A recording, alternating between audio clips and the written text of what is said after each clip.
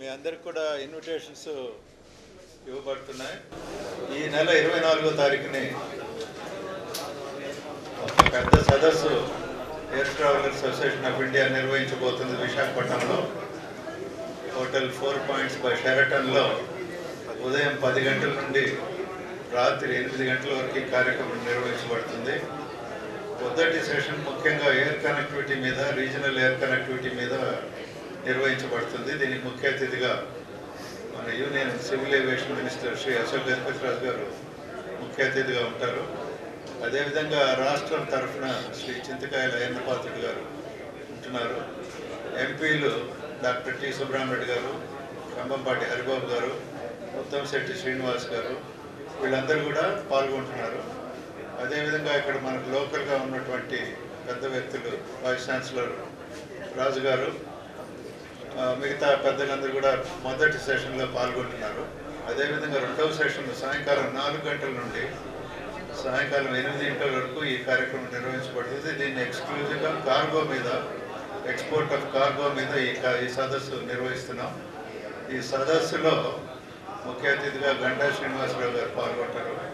అదేవిధంగా ఎంపీలు doctor T Subrahmanyareddy, doctor Kambhampati Haribabu, Muttamsetti Srinivasarao, ఈ ముగ్గురు కూడా పాల్గొంటున్నారు. అదేవిధంగా డైరెక్టర్ జనరల్ ఆఫ్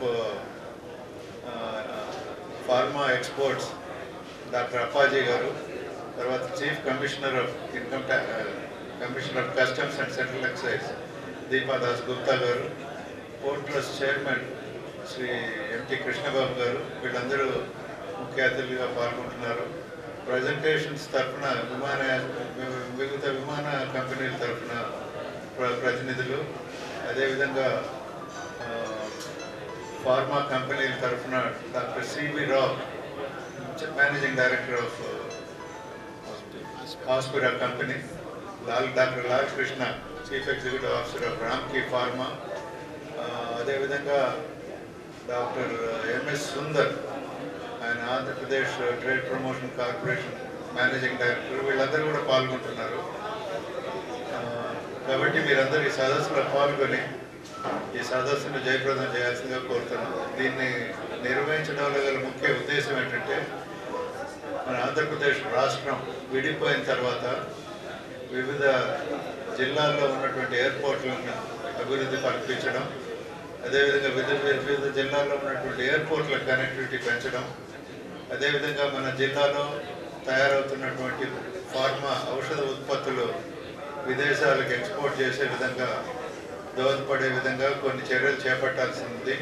ఆ చర్యలు కూడా చేపట్టాల్సిన విధంగా మేము సలహాలు, సూచనలు ఇవ్వదలుచుకున్నాం. ఇవన్నీ కూడా రేపు జరిగే సదస్సులో వచ్చినటువంటి సలహాలన్నిటిని కోడిఫై చేసి గవర్నమెంట్ ఆఫ్ ఇండియాకి ఒక నివేదిక సబ్మిట్ చేసి ఇక్కడ నుండి ఎయిర్ కనెక్టివిటీ పెరిగే విధంగా, అదేవిధంగా ఇక్కడ నుండి ఎక్స్పోర్ట్స్ పెరిగే విధంగా మేము దోహదపడాలని చెప్పి మేము నిశ్చయించుకున్నాం. Air travellers association of India మీకు అందరికీ తెలుసు, వాలంటరీ ఏజెన్సీ, అది ఎన్జిఓ, నాన్ ప్రాఫిట్ ఆర్గనైజేషన్. ఇటువంటి సదస్సుల ద్వారా ప్రజలకు ఉపయోగపడాలి, కొన్ని కార్యక్రమాలు చేపట్టాలనే ఉద్దేశంతో ఈ సదస్సు ఏర్పాటు చేయడం జరుగుతున్నది. కాబట్టి ఇది ప్రజలు ఉపయోగించుకోవాల్సినటువంటి సదస్సు. దీనికి సంబంధించినటువంటి స్టేక్ హోల్డర్స్ అందరూ కూడా దీంట్లో పాల్గొనాల్సిందిగా మేము ఆల్రెడీ ఇన్వైట్ చేస్తున్నాం. వాళ్ళందరూ కూడా రేపు పాల్గొనబోతున్నారు. దాదాపు 250 మంది డెలిగేట్స్ ఈ కార్యక్రమంలో పాల్గొనే అవకాశం ఉంది.